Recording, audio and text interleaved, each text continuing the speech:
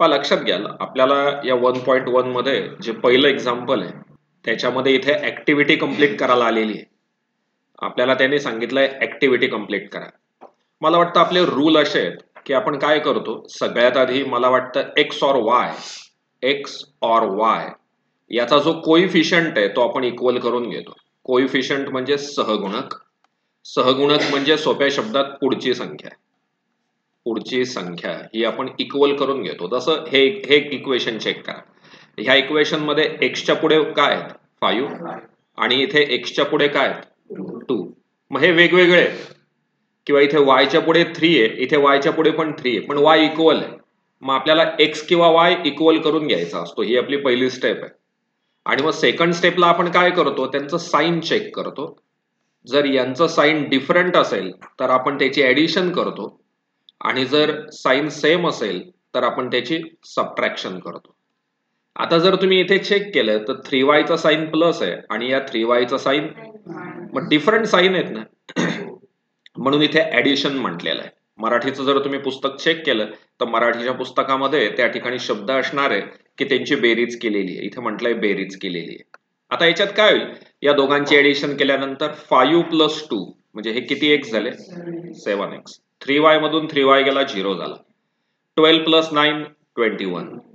आता हा 7 मल्टिप्लाइड आहे, तिकडे जाऊन काय होईल डिव्हाइड, म्हणजे एक्स ची प्राइस किती 3. आता आपलं असं ठरलंय की आलेलं उत्तर तुम्ही कुठल्या पण इक्वेशन मध्ये टाका, तुम्हाला तेच आन्सर मिळतं. मग आता इथे त्यांनी दिलंय put x is equal to 3 इन इक्वेशन 1. हे जे पहिलं इक्वेशन आहे ना त्याच्यामध्ये x टाकायला लावला. या पहिल्या इक्वेशन मध्ये एक्सच्या जागी एक्सची प्राइस किती आली होती 3. 5 3 हा 15 प्लस आहे, तिकडे गेल्यावर काय झालं 9 मधून 15 गेले. लहान संख्येतून मोठी संख्या मायनस केली तर उत्तर मायनस मध्ये येतं. हे झालं -6 बरोबर.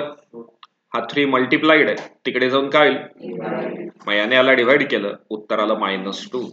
म्हणजे solution of the equation is x ची प्राइस किती आहे 3 आणि याची प्राइस -2. पोरांनो एक लक्षात ठेवाल, हे जे सॉल्ड एक्झाम्पल असतात ना, म्हणजे हे असे ऍक्टिव्हिटी बेस वाले एक्झाम्पल, तुम्ही याचा फॉर्मॅट म्हणून सुद्धा वापर करू शकतात उत्तर लिहिण्यासाठी. म्हणजे आता हा जो क्वेश्चन नंबर 2 आहे ना, तो सेम याच स्टेप मध्ये फॉलो करायचा. हे विसरायचं नाही. भरपूर मुलं उदाहरण सोडवल्यानंतर ही स्टेपच लिहित नाहीत, हे लक्षात ठेवाल. त्याच्यामुळे आपल्याला आन्सर तेच मिळतं. बरं, वेळ ही खूप महत्वाची असते. आपण कधी अभ्यासाला सुरुवात करा, आपण जर टायमात अभ्यासाला सुरुवात केली ना तर उत्तर आपल्या टायमात संपतं. क्लास कधीही ठेवा, आपली रेल्वे 15 मिनिटं लेटच राहते. असं नको व्हायला अभ्यासाच्या बाबत. 7:30चा क्लास असला तरी आपण 20 मिनिटं लेटच येणार, 15 मिनिटं लेटच येणार. असं अभ्यासाच्या बाबत केलं तर चालेल का? 4:30ची बॅच आहे तर आपण 5:45ला येणार, 12ची बॅच आहे तर आपण 12:15ला येणार. आता आज 8:30 ऑड टाइम होता तरी आपली रेल्वे ही लेटच आली. परीक्षेच्या बाबत अशी 15 मिनिटं रेल्वे लेट केली तर चालेल का? नाही ना. मार्चची परीक्षा कधी जायची जुलैत, 15 मिनिटं लेट. तसं नको व्हायला. टाइम इज मनी हे लक्षात राहू द्या. त्याच्यामुळे आज अभ्यासाला सुरुवात करताना वेळेकडे लक्ष असेल, आपली रेल्वे 15 मिनिटं लेट होणार नाही याची आपण काळजी घेतच राहू भविष्यात, हे लक्षात राहू द्या. काय पर्याय नसतो, कामं असतात ना घरातली. बरं, हा पहिला प्रश्न लक्षात आलेला असावा तुमच्या. मी जाणार आहे क्वेश्चन नंबर 2 कडे. तुमच्याकडे पुस्तकं असतील तर काढून ठेवा, म्हणजे तुम्हाला इक्वेशन फळ्यावरती लक्षात राहतील काय काय आलेलं आहे. काढलंय काय पाल इक्वेशन 1.1 त्यातला क्वेश्चन नंबर 2 मधला पहिला. 1.1 क्वेश्चन नंबर 2 मधला पहिला. हो रे पटेल पुस्तक, मला इझी होईल.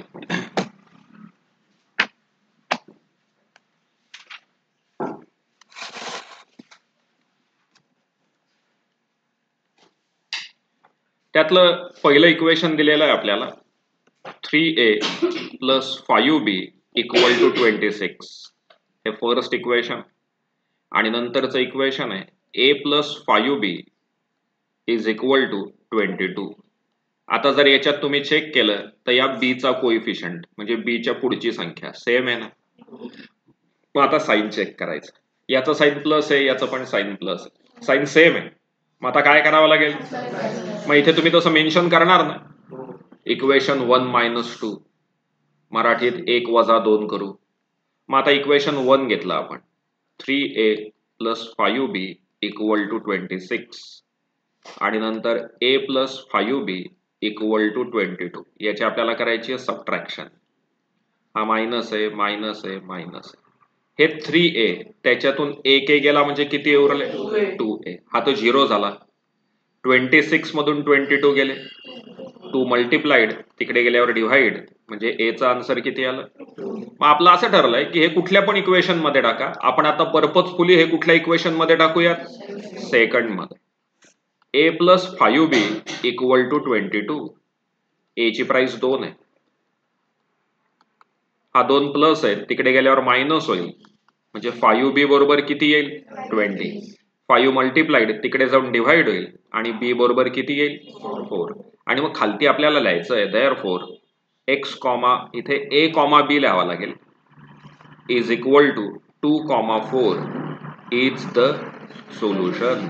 हे समीकरणाचे उत्तर आहे. उदाहरण लक्षात आलंय? Question number 2. त्यातलं दुसरं उदाहरण आहे x + 7y = 10 आणि नंतर आहे 3x - 2y = 7. आता इथे चेक करा x आणि y चा कोएफिशियंट सेम आहे का डिफरंट आहे? मग आपल्याला तो सेम करून घ्यावा लागेल. मग तुम्हाला वाटेल तो चेक करा, तुम्हाला वाटेल तो घ्या. एक तर x घ्या, y घ्या, आयदर ऑर, तुम्हाला जे वाटेल ते घ्या. काय घ्यायचं याच्यातलं? x सेम करूया. इकडे किती x आहेत पण इथे किती x आहेत? मी शुद्ध मराठीत सांगितलं पुढची संख्या. याच्या पुढची संख्या किती आहे? मग या वरच्याला पण कितीने मल्टिप्लाय करावं लागेल? 3 ने. मग मेन्शन करायचं इकडे, लेट इक्वेशन 1 × 3. समीकरण 1 × 3 करू. याला कितीने गुणायचं? 3 ने. याला 3 ने गुणलं तर आन्सर आलं 3x + 7 × 21y = 30. हे झालं तिसरं समीकरण. आता हा 3x हा 3x सेम. साइन कुठे लिहितात? याच्या पुढे का याच्या मागे? पुढे म्हणजे लेफ्ट हँड साइडला. मग याच्या लेफ्ट हँड साइडला काही साइन आहे का? काहीच साइन नाही म्हणजे पॉझिटिव्ह आहे. मग आपल्याला त्याची सबट्रॅक्शन करायची आहे. मग आपण इकडे असं मेन्शन करणार, लेट इक्वेशन म्हणजे मराठीत जर लिहायचं झालं तर समीकरण 3 - 2 करू. समीकरण 3 आहे 3x + 21y = 30 आणि 3x - 2y = 7. याची करायची आहे सबट्रॅक्शन. साइन चेंज होणार, 3x मधून 3x गेला 0, प्लस प्लस प्लस होईल, प्लस 23y, हा मायनस आहे, 30 मधून 7 गेले पण 23 आले, 23 मल्टिप्लाइड तिकडे जाऊन डिव्हाइड होईल, 23/23. मग y = किती आला? कशातही टाका, याच्यात टाका, याच्यात टाका, आयदर ऑर. मी हे पर्पजफुल इक्वेशन 1 मध्ये टाकेल आता, कारण इकडे 2 वापरलं होतं. म्हणजे तुमच्या लक्षात येईल, कशातही आन्सर टाकलं तरी तेच येईल. इक्वेशन 1 x + 7y, y ची प्राइस किती होती? 1 = 10.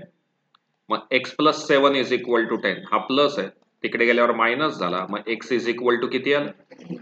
मग x, y = 3, 1. कन्सेप्ट लक्षात आली? याच्यातला क्वेश्चन नंबर 3 आणि 4 हा यात सेम टाईप मध्ये, 5 पण सेम टाईप मध्ये जाईल, काहीच डिफरन्स नाही याच्यामध्ये. म्हणजे त्याच्यामध्ये आपल्याला x किंवा y चा कोएफिशियंट सेम करून घ्यायचा आणि आन्सर सोडवायचा. बरोबर ना? आज जेव्हा तुम्ही घरी याचा अभ्यास कराल किंवा नंतर कधीतरी लक्षात राहू द्याल, मी इथे लिहून ठेवतो वाटलंच तर. क्वेश्चन नंबर किती येतो? 3, 4 आणि 5. यूज सेम स्टेप्स किंवा सेम मेथड. लक्षात राहील ना? या तिघांनाही कुठली मेथड असणार आहे? सेम मेथड फॉलो करावी लागेल या तिघांना पण. काही डाऊट? नक्की नाही? मी जाणार आहे क्वेश्चन नंबर 6 कडे. क्वेश्चन नंबर 6 आहे 1/3x + y = 10/3 आणि दुसरं इक्वेशन त्याच्यात त्यांनी दिलेलं आहे 2x + 1/4y = 11/4. लक्षात घ्याल, पूर्ण मॅथमॅटिक्स मध्ये किंवा भविष्यात कधी पण अशा प्रकारचे जर इक्वेशन आले तर त्याला फ्रॅक्शनल फॉर्म मध्ये सोडवू नका, त्याला होल नंबर मध्ये कन्व्हर्ट करून घ्या. सोप्या शब्दात छेद समान करून घ्या. अपूर्णांकातलं उत्तर अवघड जातं. क्रॉस मल्टिप्लिकेशन करायचं. याच्या डिनॉमिनेटर मध्ये किती आहेत? आणि याच्या पण इकडे आहेत का? इथे आहेत. मग हा जो मधला वाय त्याला सिम्पली कितीने मल्टिप्लाय करायचंय? 3 ने. 1 नाही लिहिला तरी चालतो. म्हणजे हे इक्वेशन आलं x + 3y = 10. हे कळालं का? हो का नाही? 100% हो.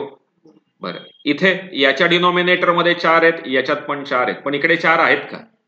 मग याला कितीने मल्टिप्लाय करायचं? 4 ने. 4 2 8 प्लस y = 11.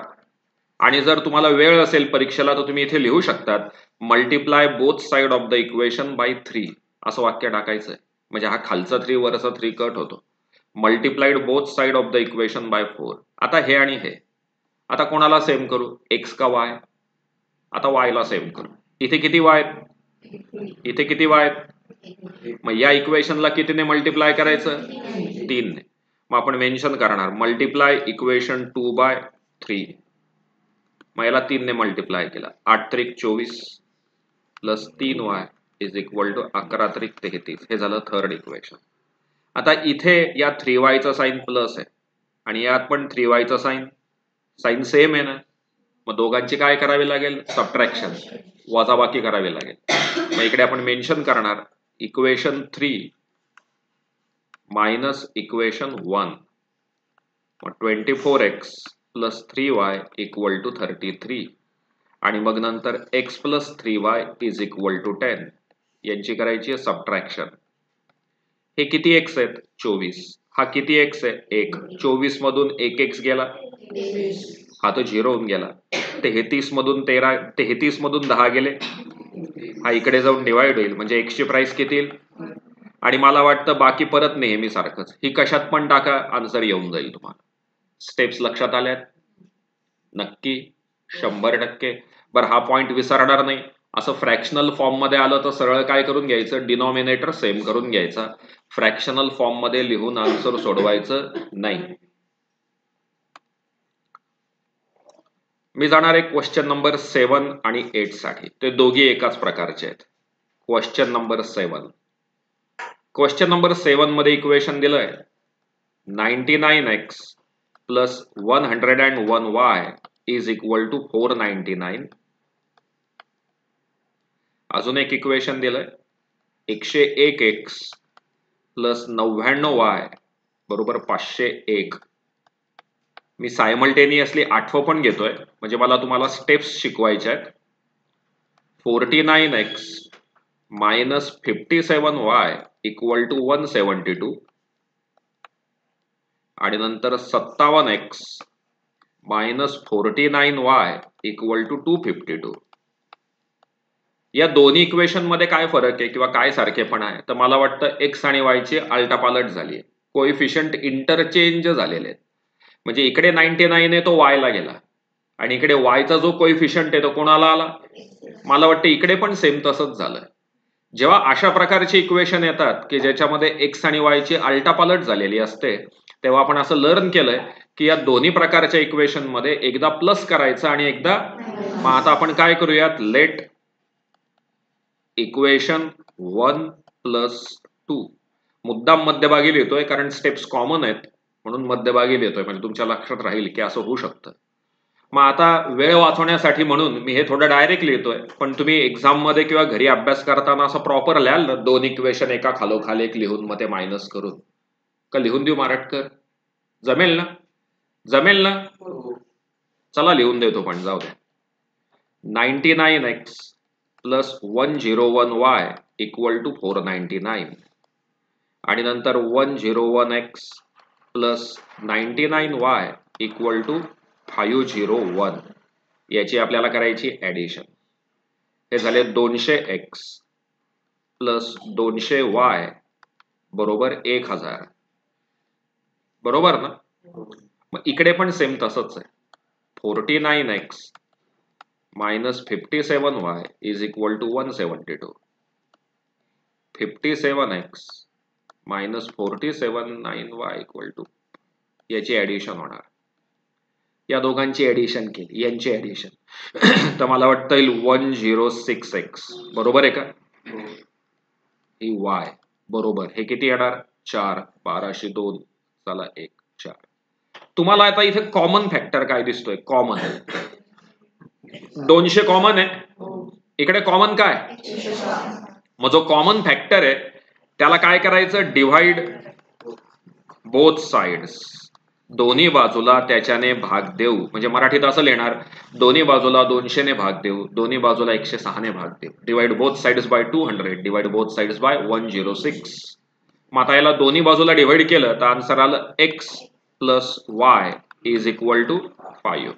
हे झालं तिसरं इक्वेशन. इकडे पण तसंच x minus y is equal to 4. हे झालं तिसरं इक्वेशन.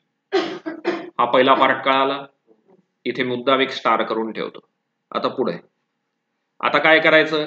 आता दोन्ही इक्वेशनची सबट्रॅक्शन करायची. पण सबट्रॅक्शन करताना मोठ्यातून छोटा मायनस करायला विसरू नका. या पूर्ण इक्वेशनची जे सेकंड इक्वेशन आहे त्याची व्हॅल्यू किती आहे? 501. आणि जे पहिलं इक्वेशन आहे त्याची व्हॅल्यू किती आहे? 499. म्हणजे कशातून काय मायनस करावा लागेल? दुसऱ्यातून पहिला. तसंच इथे पण दुसऱ्यातून पहिला, मोठ्यातून छोटा मायनस करायचा आहे आपल्याला. मग मेन्शन करूयात आपण, लेट इक्वेशन 2 मायनस इक्वेशन 1. लिहून काढूयात इक्वेशन 2.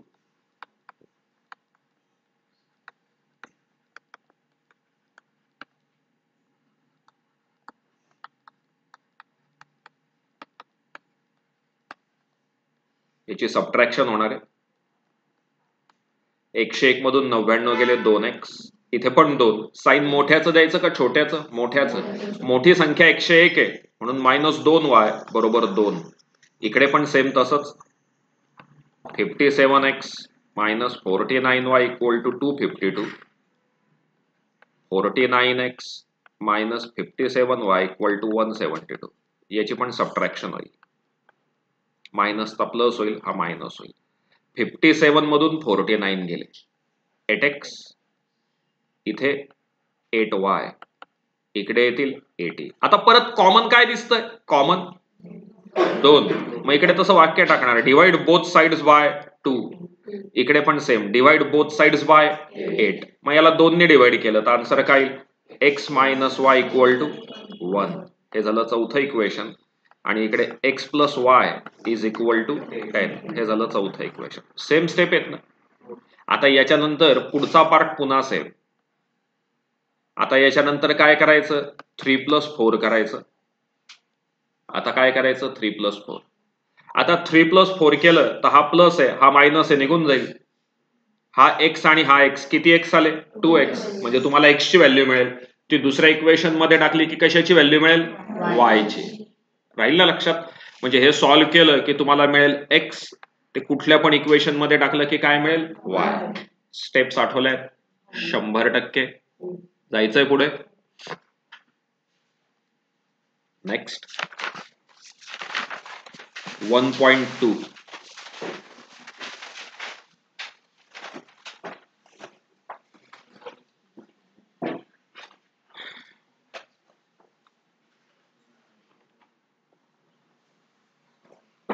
ऍक्टिव्हिटी बेस्ड क्वेश्चन आहे 1.2.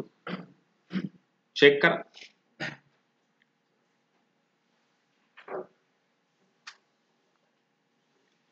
मला वाटतं इथे इक्वेशन दिलेलं आहे x plus Y equal to 3 आणि x ची व्हॅल्यू किती दिली? हे पहा, इक्वेशन असं होतं की नाही, बोर्डवर लक्ष असेल. x plus Y equal to 3. आता x ची व्हॅल्यू किती दिली? 3. मग इथे 3 plus Y equal to 3. Common सेन्सचा प्रश्न आहे. काही मुलं हे करून पाहतील, हा 3 प्लस आहे, तिकडे गेल्यावर मायनस होईल. पहिली दुसरीत नियम शिकवलाय. कुठल्या पण संख्येत 0 टाकला तर उत्तर काय येतं? 0. घरी जा, लाजा वाटल्या पाहिजे. कुठल्या पण संख्येत 0 टाकला तर उत्तर काय येतं? तेच. आता जसा तुमचा मेंदू आहे, 0 आहे, त्याच्यात काही पण टाकलं तरी कायम काय राहतं? 0. तो नियम तुम्हाला, इथे नाही. तो नियम तुम्हाला की तुमचा मेंदू 0 आहे, त्याच्यात काही पण टाका, ते कायम काय राहणार आहे? 0. ते नाही का संस्कृत मध्ये पूर्णम पूर्णमिदम आहे ना काहीतरी, तसं आहे. शून्यम शून्यमिदम शून्यात शून्यमुदच्यते शून्यम शून्यमादाय शून्यमेवावशिष्यते. तेच राहील तुमच्या डोक्यात, काही फरक नाही पडणार. 0च आहे ना तुमचा. पण इथे तसं नाहीये. कुठल्याही संख्येत 0 मिळवला तर उत्तर काय येतं? तीच संख्या. मग सोपं आहे. तीनामध्ये काय मिळवलं की 3 येईल? तो 0. आणि दुसरा कॉमन सेन्स आहे, इथे उत्तर छापलेलं आहे ऑलरेडी. x 3 आहे तर y किती आहे? विचार करायची वेळच नाही. इथे तर पहा, इथे पण तसंच आहे. y ची किंमत 3 आहे तर x ची किंमत किती आहे? कशाला विचार करायचा ना, विचार इथे करावा लागेल. x + 5 is equal to 3. y ची प्राइस किती दिली आहे? 5. हा 5 प्लस आहे, तिकडे गेल्यावर मायनस होईल. 3तून 5 गेले -2 येतील, म्हणजे आन्सर येईल -2, 5. तसंच इथे आता इथे y ची प्राइस किती आहे? 0. कशातून 0 मायनस केला की तेच उत्तर येईल? 4च, म्हणजे इथे 4 आहे. 4, 0. इथे -1 आहे. x - y = 4 असं होतं. -1 - y = 4. हा मायनस आहे, तिकडे जाऊन प्लस होईल, हा इकडे येईल, आन्सर -5 येईल. म्हणजे हा झाला -1 - 5. कन्सेप्ट समजले का? आठवलंय? काही शंका? ठीक आहे.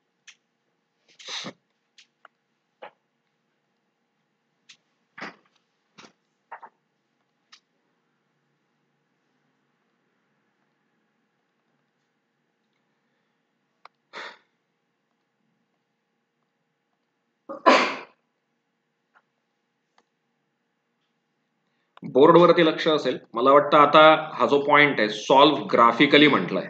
आपल्याला हे उदाहरण सोडवायचं कसं आहे? ग्राफिकली सांगितलंय, ग्राफिकली सॉल्व्ह करा, बरोबर ना? काय क्वेश्चन नंबर 2 मधलं पहिलं एक्झाम्पल? क्वेश्चन नंबर 2 मधलं पहिलं एक्झाम्पल मी, ठीक आहे चला पहिलं घेतो. x + y is equal to किती आहे? आणि नंतर इज इक्वल टू 4. मग आता काय करायचं? आधी पहिलं इक्वेशन घेतलं, x + y is equal to 6. हे तुम्ही तोंडी पण करू शकतात, पण आपण स्टेप्स पण शिकलोय. या प्रकारात मी असं शिकवलंय, तुम्हाला वाटेल त्या किमती घ्या, पण जास्तीत जास्त 10 पर्यंतच्या घ्या, त्याच्यापेक्षा एक्स्ट्राच्या घेऊ नका. मग आता आपण इकडे काय करूयात? सपोज समजा x ची प्राइस घेऊयात 1. मग x च्या जागी 1 टाकू. 1 + y = 6. हा प्लस आहे, तिकडे गेल्यावर मायनस होईल, म्हणजे y ची प्राइस किती? 5. आता पुन्हा सपोज x बरोबर आपण घेऊयात 2. ठीक आहे. मग 2 + y इज इक्वल टू 6. हा प्लस आहे, तिकडे गेल्यावर मायनस होईल, म्हणजे y ची प्राइस किती? 4. आणखीन एक घेऊयात सपोज. ऍक्च्युअल 2चीच गरज आहे, पण काही शाळांमध्ये 3 पॉईंट घ्यायला लावले. 2 घेतले तरी चालतात, हे लक्षात राहू द्या. 2 घेतले तरी चालतात का? कारण आपण नियम शिकलोय जॉमेट्रीत. जर एखादी लाईन घेतली तर त्या लाईन वरचे सगळे पॉइंट हे कोलिनियरच असतात ना. मग 2 घ्या किंवा 3 घ्या, ते कोलिनियरच राहणार आहेत. समजा 3 घेऊयात. आता x ची प्राइस घेऊ 3. मग 3 + y इज इक्वल टू 6. हा प्लस आहे, तिकडे जाऊन मायनस होईल, आणि मग y ची प्राइस किती? 3. आणि मग असं टेबल ड्रॉ करायचं, x y x y. आता इथे x ची प्राइस जेव्हा 1 होती तेव्हा y ची प्राइस किती आली? 5. म्हणजे हा पॉइंट आला 1, 5. x ची प्राइस 2 होती तेव्हा याची प्राइस किती आली? 4. म्हणजे 2, 4. याची प्राइस 3 होती तेव्हा ही पण किती आली? म्हणजे 3, 3. आता हे झालं पहिलं इक्वेशन. आता दुसरं इक्वेशन होतं x - y = 4. आता इथे तुम्ही कोणाच्या व्हॅल्यू सपोज कराल? विचार करून उत्तर द्या, जेणेकरून वेळ वाचेल आणि चुका होणार नाहीत. का व्हायच्या? हे थोडी उत्तर आहे, ते काही हे थोडी आहे बहुवंकी की याला एक, हा शाबास, बहुवंकी थोडी आहे की याला x दिलाय तर त्याला y द्यावं. असं थोडी आहे की याला अर्ध शेत दिलं त्याला अर्ध शेत द्या. भागवत म्हणाला तसं. हा y काय इकडे मायनस आहे, तिकडे गेल्यावरती काय होईल? प्लस होईल, इझी जाईल. पण जर तुम्ही x सपोज केला, तर y काय? मग थोडा अवघड होऊ शकतं, डोक्याला त्रास होऊ शकतो. मग हा y मायनस आहे ना, म्हणजे इथे y च्या व्हॅल्यू सपोज केल्या तर फायदा कशात आहे? आन्सर पॉझिटिव्ह मध्ये येण्यात फायदा आहे. x सपोज करायला गेलो ना तर y काय उरेल? मायनस उरेल ना. मग तसं नका करू. हे माझं सजेशन आहे. शेवटी तुम्हाला जे सोपं वाटेल ते करा. मी फक्त वे सांगण्यात, शिक्षक हा रस्ता दाखवण्याचा एक दिशादर्शक आहे. मी सगळे शिक्षक इंडिकेटर आहे, दिशा दाखवतात. तुम्हाला कुठल्या रस्त्यावरून चालायचं तुम्ही ठरवा. मी आता इथे काय करेल, हा प्रश्न सोडवताना समजा सपोज सगळ्या वायच्या प्राइस घेईल. वायची प्राइस मी घेतली 1. आता सोडवतानाच तुमच्या लक्षात येईल y minus 1 is equal to 4. हा मायनस आहे, तिकडे गेल्यावर काय झालं, डोक्याला त्रास नाही राहत ना, पॉझिटिव्हच आन्सर येऊन जात ऑटोमॅटिक. समजा y बरोबर 2, मग x मायनस 2 बरोबर 4. हा मायनस आहे, तिकडे गेल्यावरती मग x बरोबर किती आला, 6. समजा y बरोबर किती, चला मी आता एक x ची प्राइस घेतो, म्हणजे तुमच्या लक्षात येईल मी y का सपोज करतोय. सपोज x बरोबर किती घेऊ, 3. पहा लक्षात घ्या या steps. Therefore 3 minus y is equal to 4. हा y मायनस आहे, तिकडे गेल्यावरती हा 4 प्लस आहे, इकडे आल्यावरती मग 3 मायनस 4 इक्वल टू y, आणि म्हणून y बरोबर किती आला, -1. मग हे गोंधळू शकतो ना, मग त्याच्यापेक्षा बेस्ट वे काय, y सपोज करा. सपोज समजा y बरोबर किती घ्यायचा आता, 4. y बरोबर 4. मग x मायनस 4 बरोबर 4. हा मायनस आहे, तिकडे गेल्यावरती मग x बरोबर किती आला, 8. कन्सेप्ट कळाली. मग आता काय काय व्हॅल्यू मिळालं आपल्याला, x y आणि xy. y ची प्राइस 1 होती तेव्हा x ची प्राइस किती आली, 5. म्हणजे आन्सर आलं 5,1. y ची प्राइस 2 होती तेव्हा x ची प्राइस किती आली, 6. म्हणजे 6,2. y ची प्राइस 4 आहे तेव्हा x ची प्राइस किती आली, 8. म्हणजे आन्सर आलं 8,4. काही डाऊट. आता आपण काय करणार, याचा ग्राफ प्लॉट करणार आहोत.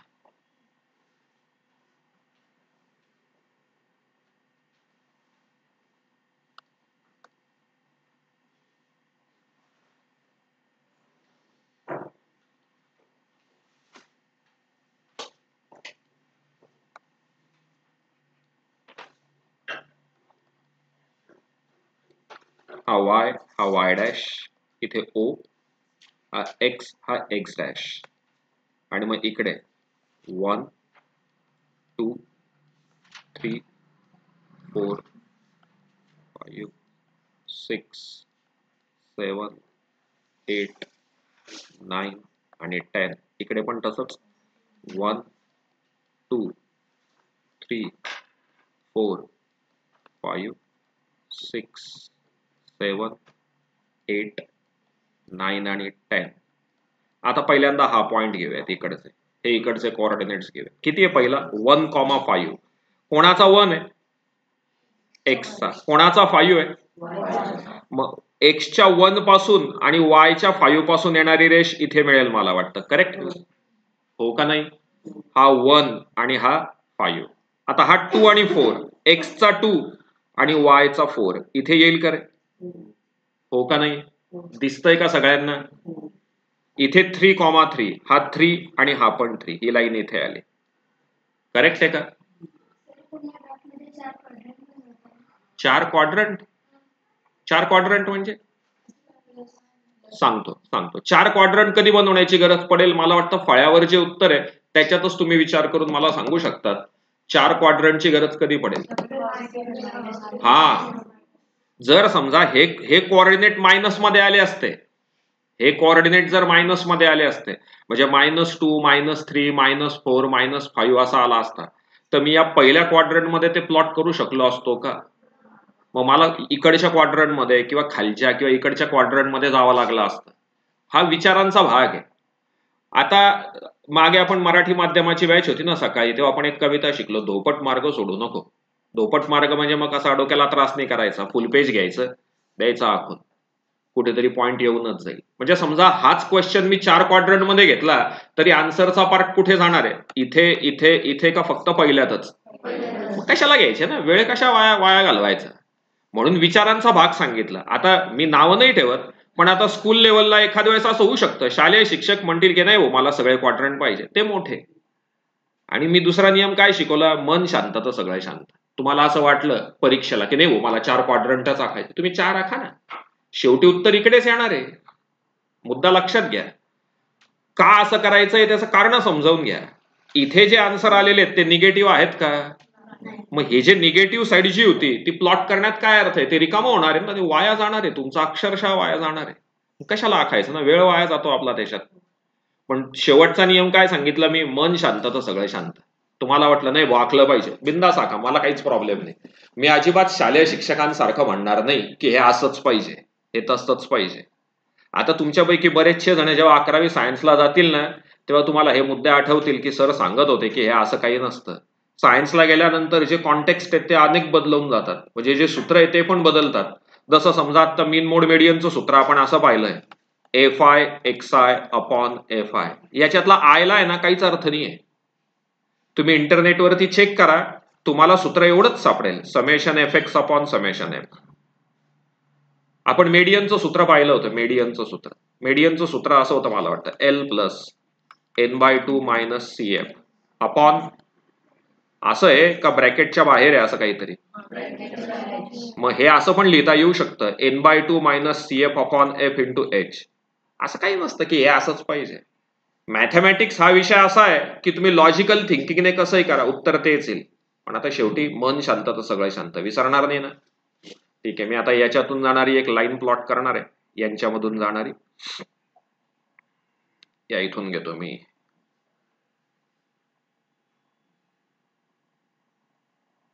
या तिघांमधून जाणारी एक लाईन प्लॉट करून घेतली.